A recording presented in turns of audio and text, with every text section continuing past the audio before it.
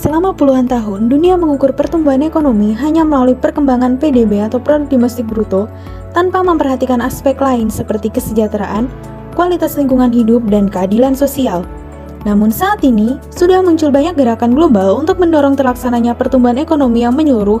dan bertujuan untuk menciptakan pertumbuhan yang berkelanjutan dengan memperhatikan kelestarian alam dan pemerataan hasil pembangunan ke seluruh masyarakat. Industri hijau sebagai salah satu tujuan penyelenggaraan perindustrian merupakan suatu bentuk respon pemerintah terhadap isu global dan sebagai suatu komitmen dalam mewujudkan ekonomi hijau melalui pembangunan rendah karbon dan ketahanan iklim yang menjadi agenda prioritas nasional dalam RPJMN tahun 2020 hingga 2024. Pemerintah melalui Kementerian Perindustrian terus mendorong keseimbangan antara pertumbuhan sektor manufaktur dan kelestarian lingkungan dengan terbitnya Peraturan Menteri Perindustrian Nomor 51/M/IND per 6 tahun 2015 yang diharapkan sektor manufaktur dapat berkontribusi pada penurunan emisi karbon dan transisi energi hijau menuju energi karbon yang netral dan ekonomi hijau di bumi Indonesia.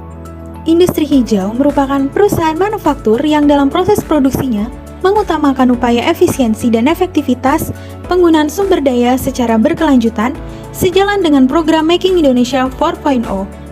Transformasi menuju industri hijau ini merupakan suatu keharusan guna meningkatkan daya saing industri baik di pasar nasional maupun internasional, karena melalui industri hijau dapat membantu percepatan pencapaian tujuan pembangunan berkelanjutan atau Sustainable Development Goals yang telah ditetapkan oleh pemerintah melalui peraturan presiden.